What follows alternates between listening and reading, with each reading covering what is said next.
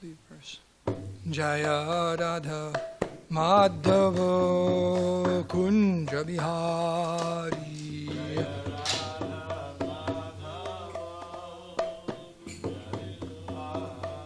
Jaya Radha Madhava Kunja Bihari.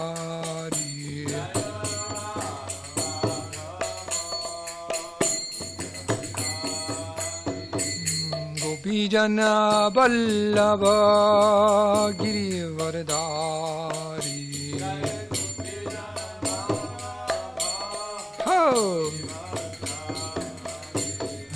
Gopijana Vallabha Girivardhari.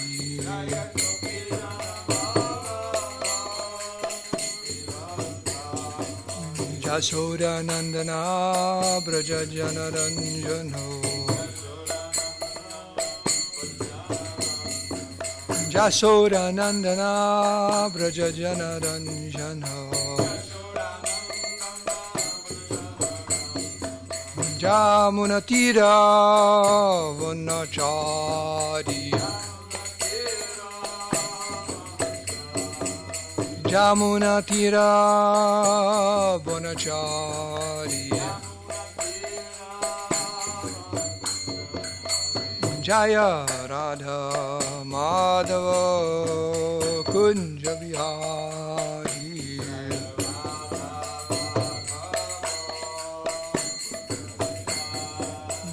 Jaya Radha Madhava Kunja Bihari.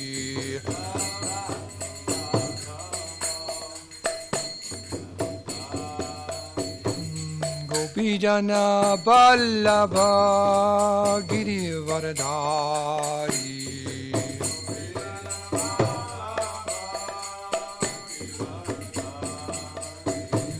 Gopijana Vallabha Girivardhari.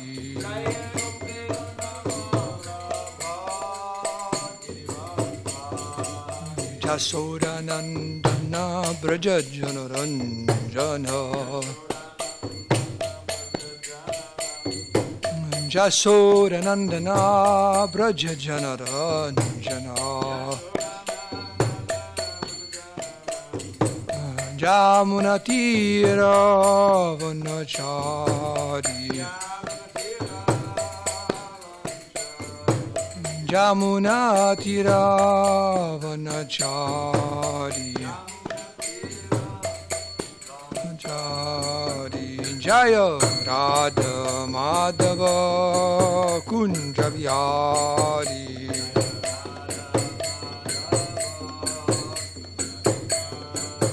Jaya Radha Madhava Kunja Bihari.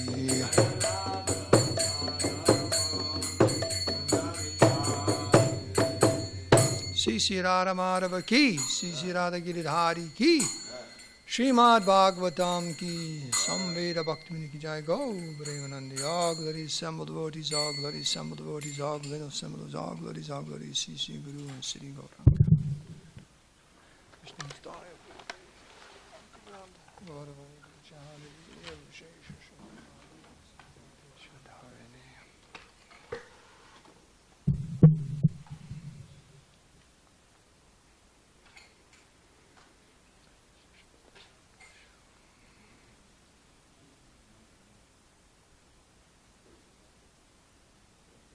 Yeah, it's cooking breakfast. So this morning's verse, 30, yes. Okay. That's when I was given. And Balaram too. Confirmed by two sadhus. Can you see that? Well, it was written 5,000 years ago, Prabhu. It's kind of fading. It was written 5,000 years ago. It's fading.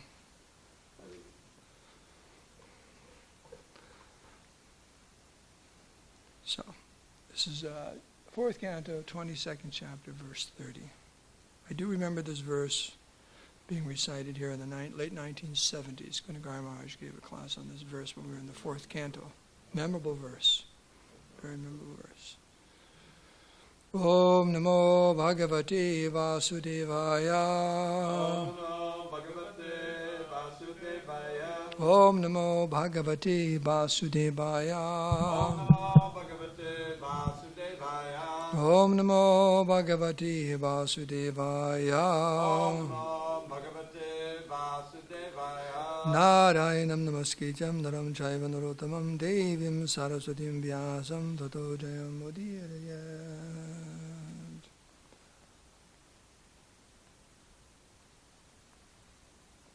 Excuse me.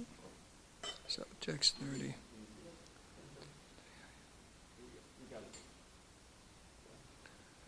Ready? Did you try the word for word the other day? Did it work out? Remember we were talking about, I was listening to Prabhupada, he gave class, and for so many years, the boys would first say the word, then go to the, as far as reciting, they do one word, then go back. I did that. Any objections, or? Okay.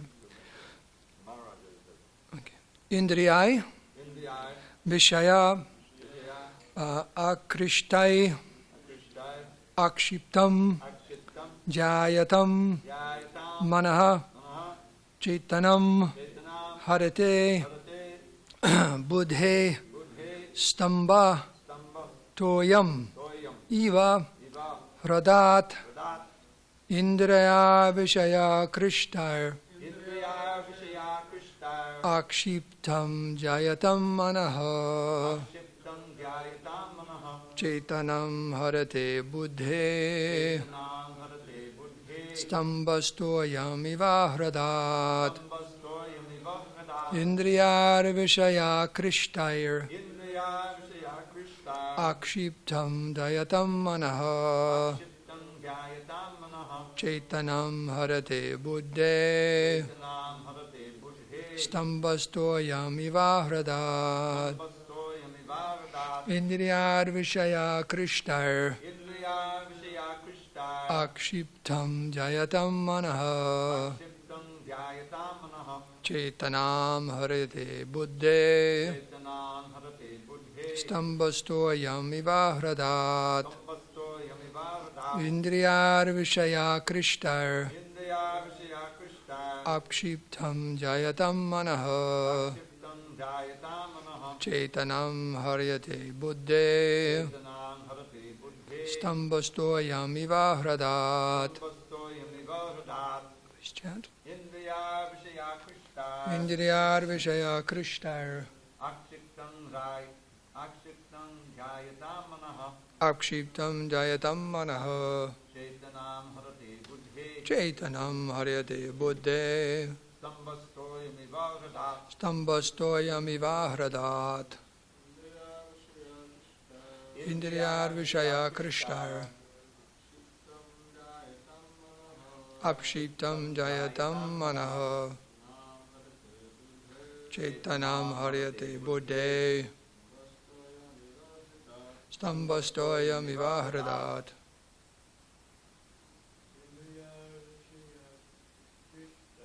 Indriyar Vishaya Krishtar, Akshiptam Jayatam Manaha, Chetanam Harate Buddhe, Stambastoyam Iva Hradat. Indriyar Vishaya Krishtar, Akshiptam Jayatam Manaha, Chetanam Harate Buddhe, Stambastoyam Iva Hradat. Synonyms. Indriyai, by the senses. Vishaya, the sense objects. Akrishtai, being attracted. Akshiptam, agitated. Jayatam, always thinking of. Manaha, mind. Chetanam, consciousness. Harate, becomes lost. Buddhe, of intelligence. Stambaha, big straws. Toyam, water. Eva, like. Radat, from the lake. Translation and purport by Srila Prabhupada.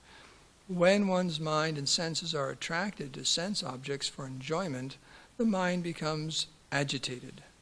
As a result of continually thinking of sense objects, one's real consciousness almost becomes lost, like the water in a lake that is gradually sucked up by the big grass straws on its bank. Please repeat. When one's mind and senses are attracted to sense objects for enjoyment, the mind becomes agitated. As a result of continually thinking of sense objects, one's real consciousness almost becomes lost.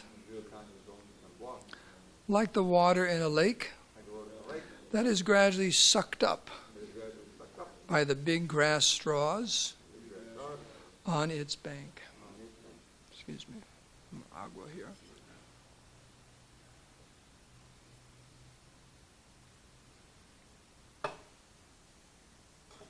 Purport. In this verse, it is very nicely explained how our original Krishna consciousness becomes polluted, and we gradually become almost completely forgetful of our relationship with the Supreme Lord.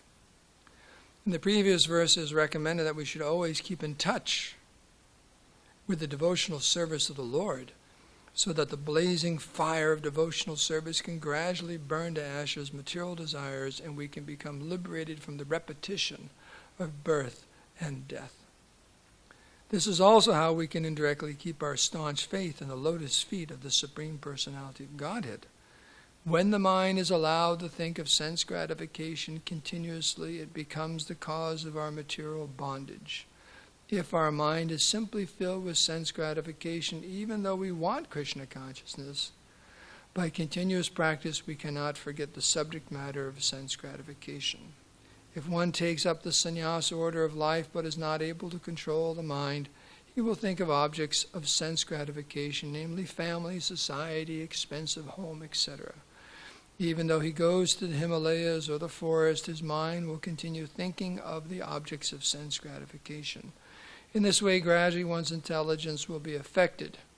When the intelligence is affected, one loses his original taste for Krishna consciousness. The example given here is very appropriate. If a big lake is covered all around by long kusha grass, just like the columns, the waters dry up. Similarly, when the big columns of material desire increase, the clear water of consciousness is dried up. Therefore, these columns of kusha grass should be cut or thrown away from the very beginning. Sri Chaitanya Mahaprabhu has instructed that if from the very beginning we do not take care of the unwanted grass in the paddy fields, the fertilizing agents or water will be used by them, and the paddy plants will dry up. The material desire for sense enjoyment is the cause of our fall down in this material world, and thus we suffer the threefold miseries and continuous birth, death, old age, and disease. However, if we turn our desires toward the transcendental loving service of the Lord, our desires become purified. We cannot kill desires. We have to purify them of different designations. If we constantly think of being a member of a particular nation, society, or family, and continuously think about them, we will become very strongly entangled in the conditioned life of birth and death. But if our desires are applied to the service of the Lord, they become purified, and thus we become immediately freed from material contamination. Om Gyantimarandasya Gyananjana Salakaya Chaksul Unminitam Denatai Sri Gurave Namaha Sri Krishna Chaitanya Prabhu Nityananda Shri Advaita Gadadhara Shivashadi Gaur Bhaktivinoda Hare Krishna Krishna Krishna Hare Hare Hare Rama Rama Rama Hare Hare Bhanchika Padru Bhashta Kripa Sindhu Bevacha Patitanam Bhavanibhyo Vaishnavibhyo Namo Namaha. So by your good wishes and blessings, I'll say a few things. Without them, I cannot speak.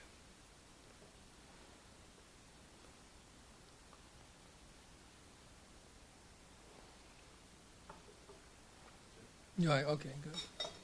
Just checking.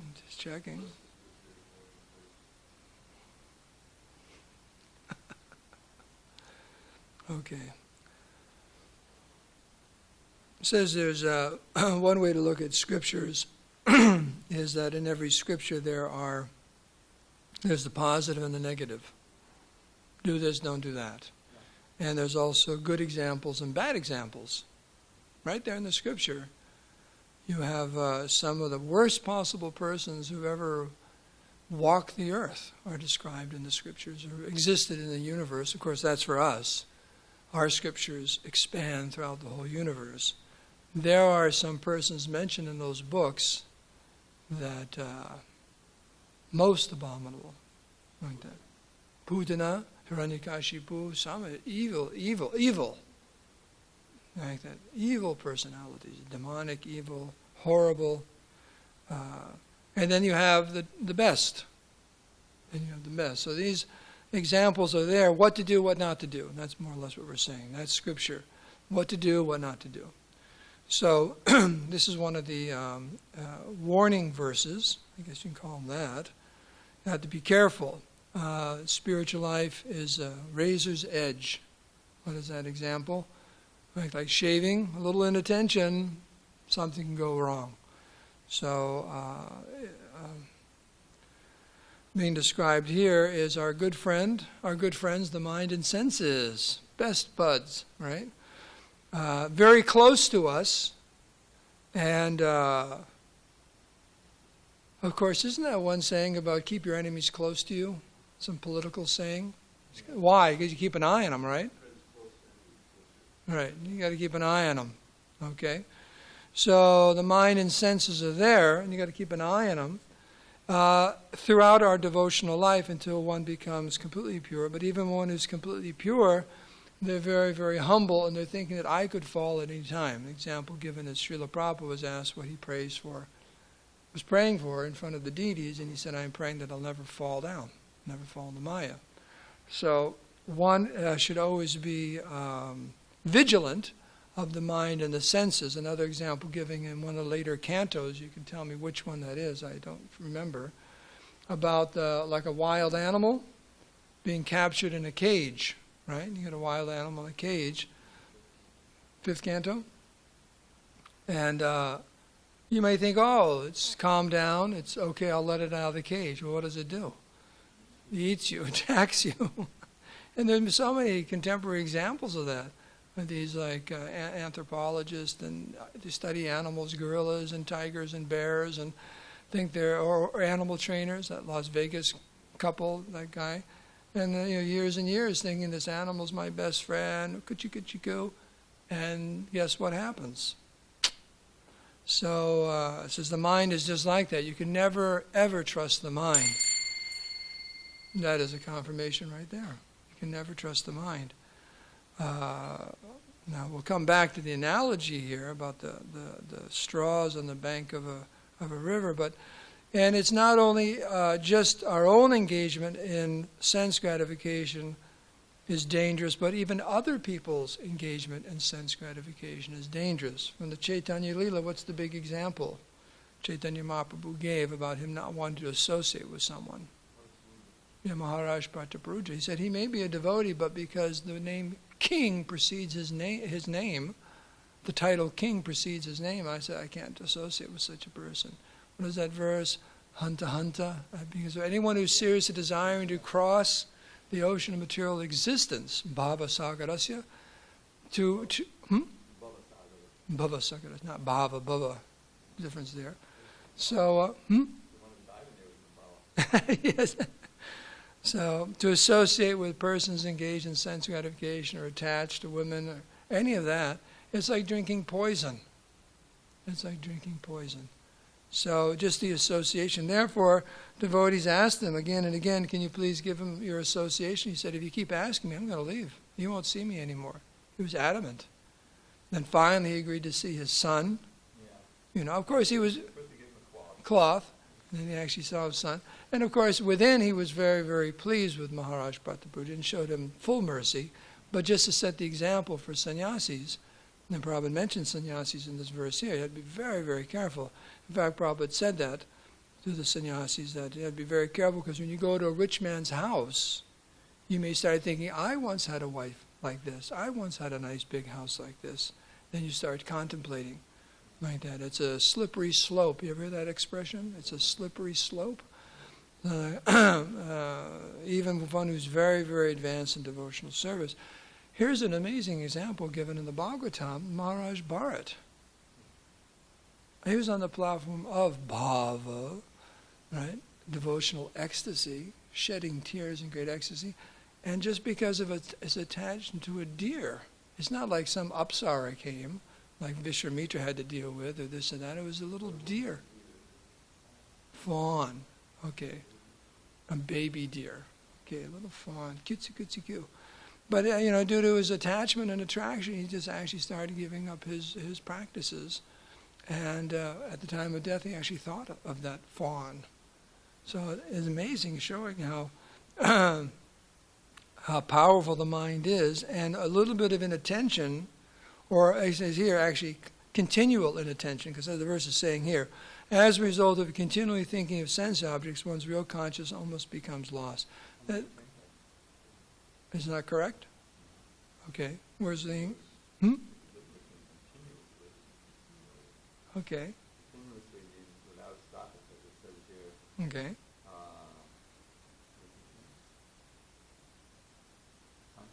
Dhyayata means always thinking of. Always. And in the purpose, Prabhupada keeps using the word continuously. Okay. Continually means that you go on. Okay.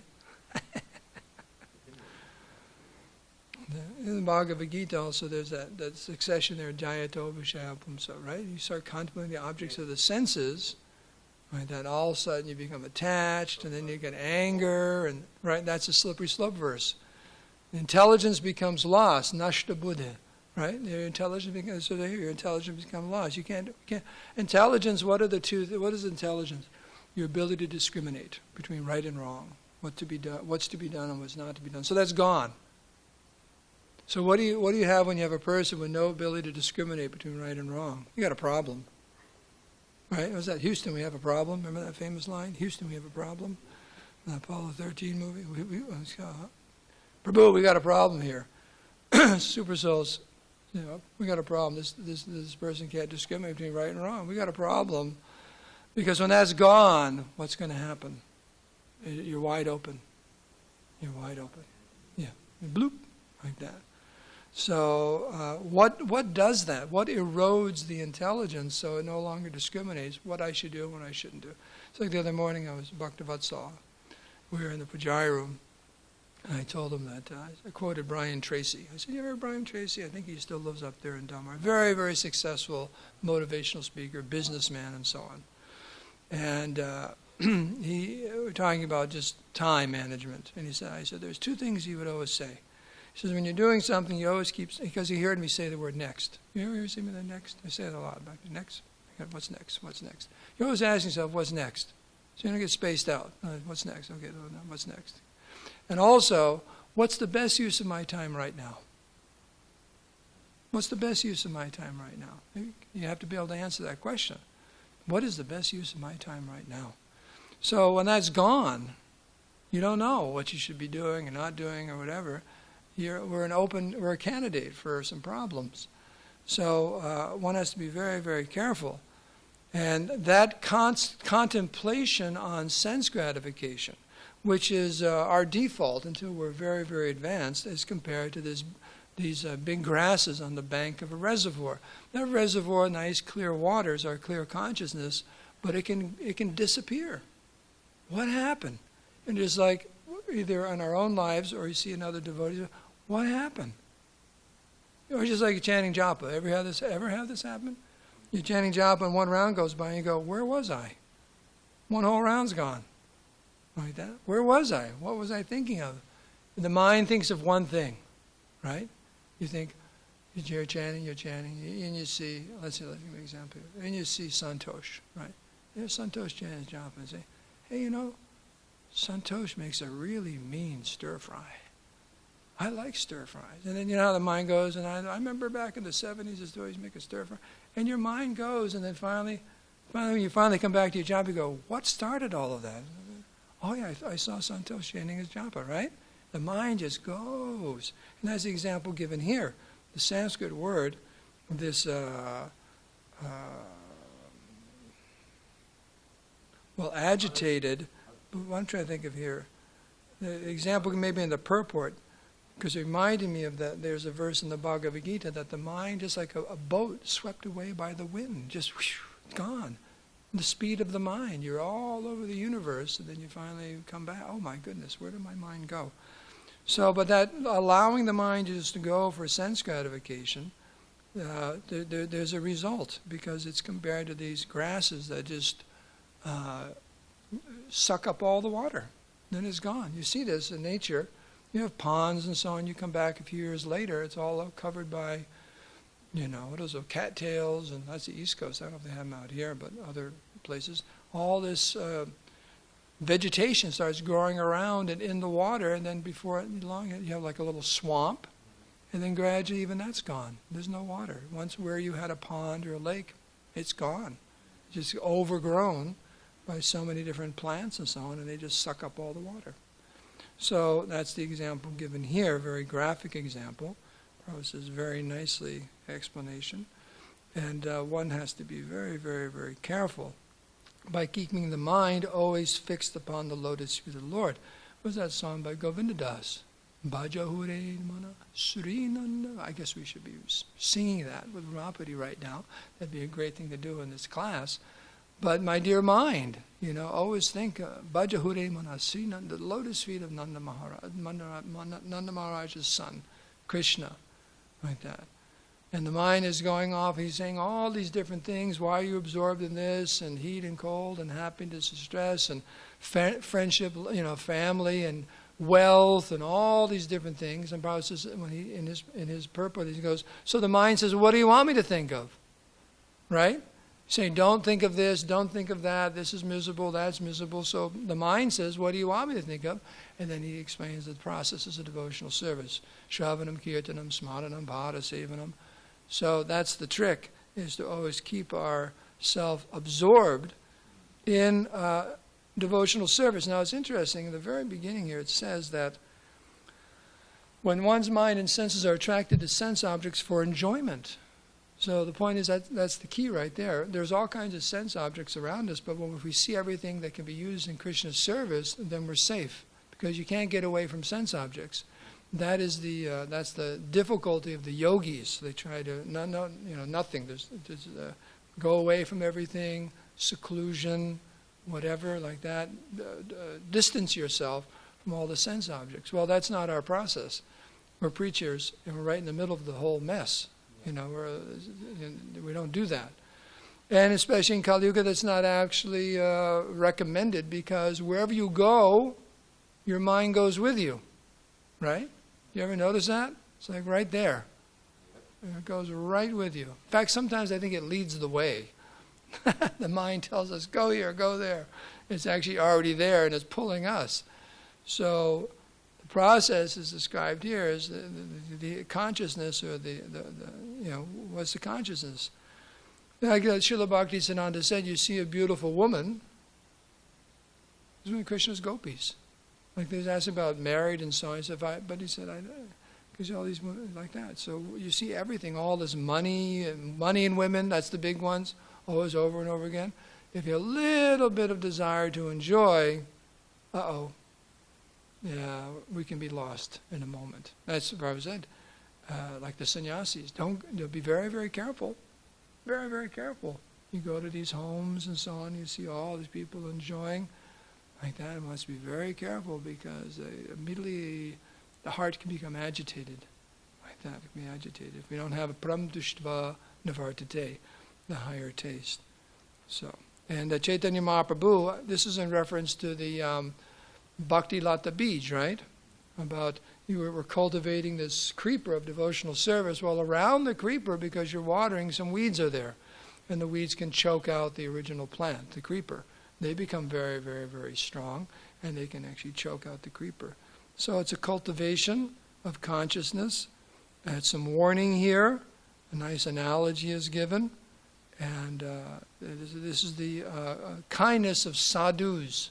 Sadhu means one who cuts, kind of cutting the illusion, showing us what to watch out for. It's like a tour guide, kind of. the path being back home, back to Godhead. Don't go there, watch it, just like, right? Watch your step, watch where you're going. You don't want to go to this place, you don't want to go to that place. Rupa Goswami has the 6 symptoms, 6 things which will guarantee success, 6 things which will destroy our devotional service. It's all laid out very, very, very carefully for us. We have to be very, very careful. So I think, see if there's anything else I wanted to say here, Chaitanya Mahaprabhu.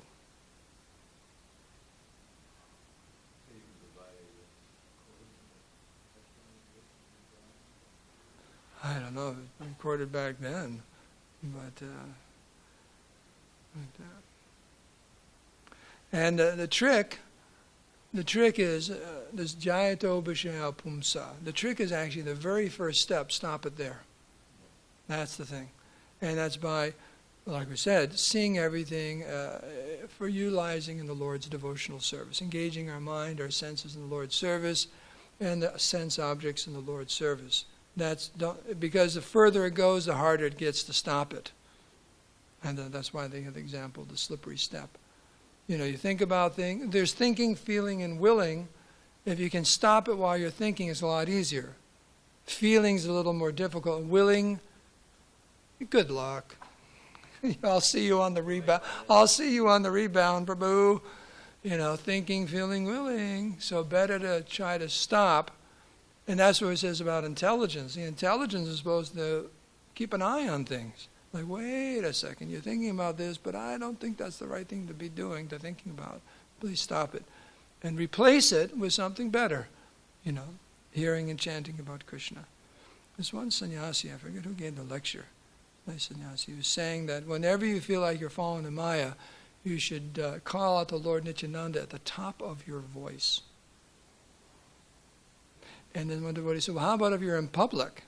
He said, well, then in your mind at the top of your voice. And he says, you'll find this to be very effective because Lord Nityananda is so merciful. He's the original guru, and he'll help us. But he said, he was speaking from personal experience, whenever you feel agitated by the material nature and your mind going off, top of your voice, whether inside or outside, just call out the Lord Nityananda, and Lord Nityananda will save you for sure. And that was his advice.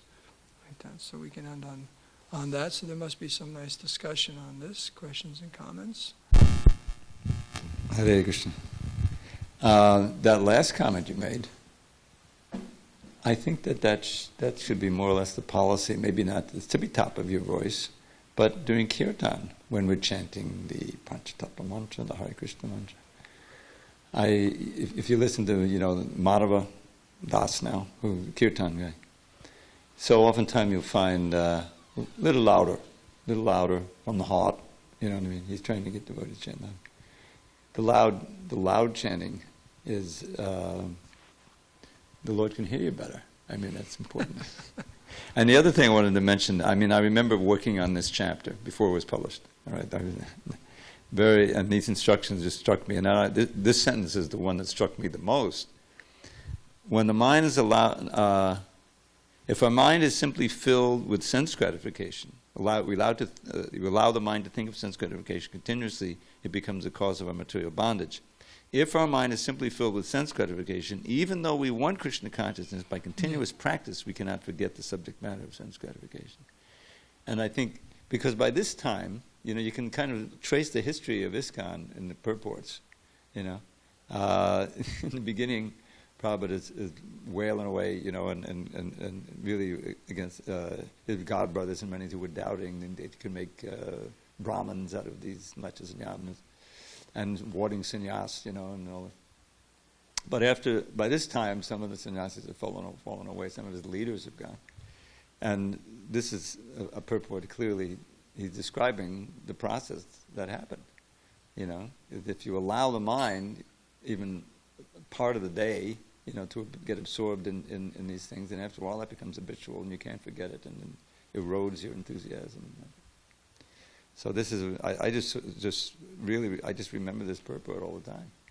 And I was looking forward to it as we were coming to this section, because I remembered it from many years ago reading it. So I just wanted to share that, how that's it's such a critical instruction here, for aspiring devotees. And like all of those instructions, the practical instructions in the nectar of instruction, which you referred to, they're meant to prevent this, and prajalpa and achahara and all these things are ways of absorbing your mind in sense gratification. I mean, practically speaking, I don't know how you did, but when the first years in Krishna consciousness, it was just impossible to control the senses in the Sunday feast. Halava.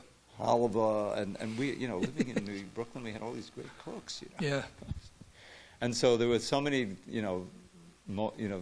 mornings after, and never again. But and the thing is, you'd be living in this house together, and you'd smell the whole thing being cooked all day. It was like very difficult not to contemplate. So it's a challenge, but that's that's what it takes to be Krishna conscious, to really be able to minimize that, to nil this contemplation of the object of the senses, which are, as you say, are all around us. So thank you for the nice class. It's symptomatic of someone in goodness. The more we become purified, even in goodness, let alone pure goodness, then one can see all of this clearly, and one just says, wait a second, stay away from that. Whereas if the influence of passion and ignorance are there, it's also being a lifestyle in the mode of goodness. And I was thinking another thing was, the chanting is the medicine, aushadhi. Yeah. Bhaktivinoda Thakur in that what's it called? Udila Udila Kirtan, waking. He says, but that Jeev Jago, that first part, he says, I've come and give you the medicine to cure you of all of this. So we have to take our medicine, And that's why Krishna consciousness is different. Somebody likes to have a sister-in-law and soon to be her son's wife. They run a yoga ashram in Maine, a yoga studio. But as you see these, things coming from there, nothing about really controlling the mind and this. And they have no idea what yoga is. It's just all sense gratification. It's just another form of sense gratification. That's all it is. And the idea that actually we're meant to actually get out of that, no one's interested. Yeah. No one's interested at all. Everything becomes sense gratification. So there's no becoming free from the modes of material nature. So that's the great gift of the Srila Prabhupada and Krishna consciousness, is teaching us how to actually get out like that. Any comments, Balaram? You're quite studious, observant. I was just thinking about another example. You mentioned Bharat Maharaj. I was thinking of in the Chaitanya Charitamrita, Krishna Das, who traveled to South India with Chaitanya Mahaprabhu. And it was interesting because I was just hearing about this recently in a talk. And the point was being brought up that Lord Nityananda himself was the one who volunteered this devotee. He said, recommended him. Yeah, recommended him. He's a very simple Brahmin. He won't bother you, he'll help you. But it's interesting because later he fell into trouble. I mean, he got attracted by the gypsy woman or whatever, and he fell from his spiritual position, and so it's quite interesting. But the free will, the free will is there. Even if one is a associate of Krishna or Lord Chaitanya, still they could misuse their free will and fall into some illusion.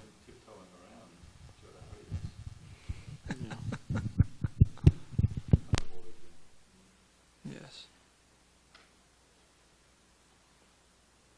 Okay, so we can end here. All glories to Srila Prabhupada, Srimad Bhagavatam Ki Jai. All glories to the four Kumaras. We're traveling throughout the universe, simply trying to save the conditioned souls and bring them back home, back to Godhead. Yes, who are present here in their instructions. Appeared on the pages, so the four Kumaras have appeared on the pages of the Bhagavatam. Hare Krishna.